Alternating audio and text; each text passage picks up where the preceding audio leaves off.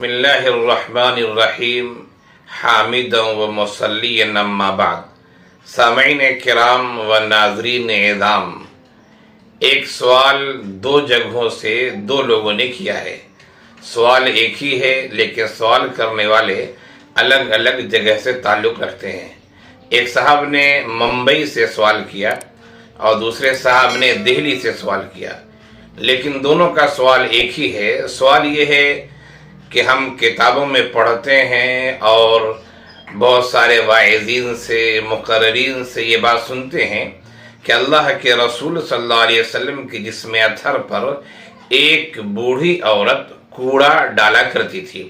آپ صلی اللہ علیہ وسلم صبح سویرے جو اپنے گھر سے نکلتے نماز کے لیے یا کسی بھی کام کے لیے، تو عورت آپ کے سر پر، بدن پر، جسم اطہر پر کوڑا ڈالا کرتی تھی، اور یہ اس عورت کا گویا معمول تھا کہ آپ صلی اللہ علیہ وسلم کے جسم اطہر پر کوڑا ڈالنا روزانہ کا یہ کام تھا اس کا۔ ایک دفعہ اس عورت نے کوڑا نہیں ڈالا، اللہ کے رسول صلی اللہ علیہ وسلم وہاں سے گزرے تو انہیں فکر لاحق ہوئی کہ آخر روزانہ کوڑا ڈالتی تھی وہ، آج اس نے کیوں نہیں ڈالا؟ تو آپ صلی اللہ علیہ وسلم اس کے گھر گئے تو دیکھا وہ بیمار پڑی ہوئی ہے۔ اس کی عادت کی، خبر خیریت معلوم کی، اور یہ بھی ہے کہ اس کے گھر میں صفائی ستھرائی کر دی، جھاڑو وغیرہ دے دیا، اور پھر وہ عورت آپ کے اخلاق سے متاثر ہو کر وہ بوڑھی خاتون مسلمان ہو گئی۔ یہ واقعہ لوگ بیان کرتے ہیں، یہ واقعہ صحیح ہے یا غلط ہے؟ دیکھیے، حقیقت تو یہ ہے کہ میں نے بھی بچپن سے بہت سارے واعظین سے، اور گاؤں گھر میں جو مجلسیں لگتی ہیں جس کو میلاد کی مجلس کہتے ہیں، یا اسی طریقے سے بعض و نصیحت کی جو مجلسیں ہوتی ہیں، میں نے بھی بہت سارے لوگوں سے واقعہ سنا ہے کہ اللہ کے رسول صلی اللہ علیہ وسلم کے ساتھ ایسا ہوتا تھا۔ لیکن حقیقت یہ ہے، میں نے خود اس واقعے کو بہت تلاش کیا، بڑے بڑے علماء جو محققین ہیں ان کی کتابیں بھی دیکھیں، اسی طرح بڑے ادارے جو فتویٰ وغیرہ صادر کرتے ہیں، فتویٰ دیتے ہیں، بڑے اداروں کی کتابیں میں نے دیکھی تو کہیں بھی یہ واقعہ نہیں ملا۔ اور بلکہ علماء نے یہ بات لکھی ہے کہ کسی بھی حدیث کی مستند کتاب میں یا سیرت کی مستند کتاب میں یہ واقعہ نہیں ہے کہ سند کے ساتھ صحیح طریقے سے واقعہ مذکور ہے۔ ہاں، لوگ بیان کرتے ہیں، لیکن اس کی اصلیت کیا ہے، اس کا مرجع کیا ہے، وہ چیز لی کہاں سے گئی ہے، ایسی جگہ جو معتبر ہو اس کا حوالہ کوئی نہیں دیتے ہیں۔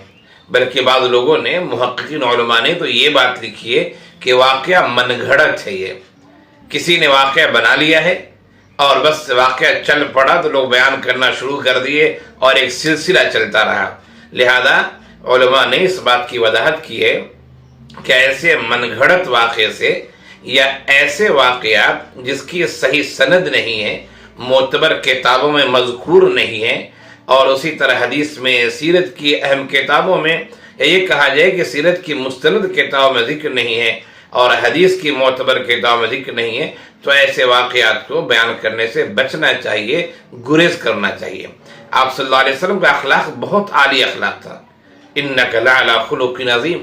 آپ صلی اللہ علیہ وسلم کا اعلیٰ اخلاق تو قرآن نے ذکر کیا ہے، اور سیرت میں صحابہ کرام کے ذریعے ہم تک جو واقعات پہنچے متعدد صحیح واقعات ہیں، تو ہمیں اور آپ کو چاہیے کہ ہم صحیح واقعے کو بیان کریں، غلط واقعے کو بیان نہ کریں۔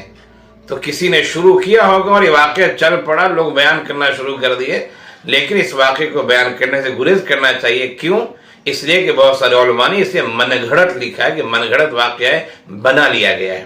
اور بہت سارے علماء نے یہ بات لکھی ہے کہ کسی بھی مستند حدیث کی کتاب میں یا مستند سیرت کی کتاب میں یہ واقعہ مذکور نہیں ہے کہ کس نے واقعہ نقل کیا، کیسے منقول، یہ ذکر نہیں ہے۔ اس لیے اس واقعے کو بیان کرنے سے بچنا چاہیے، اور اللہ کے رسول صلی اللہ علیہ وسلم کی سیرت کے سینکڑوں ایسے واقعات ہیں جو اخلاق عالیہ پر دلالت کرتے ہیں، ان واقعات کو بیان کریں جو حدیث کی صحیح کتابوں میں ہیں یا سیرت کی کتابوں میں ہیں۔ اللہ ہم سب کو سیرت نبوی کو صحیح طرح سے سمجھنے اور جو سچے اور حقیقی واقعات ہیں ان کو بیان کرنے اور پھر انہیں عام کرنے کی اللہ توفیق عنایت فرمائے۔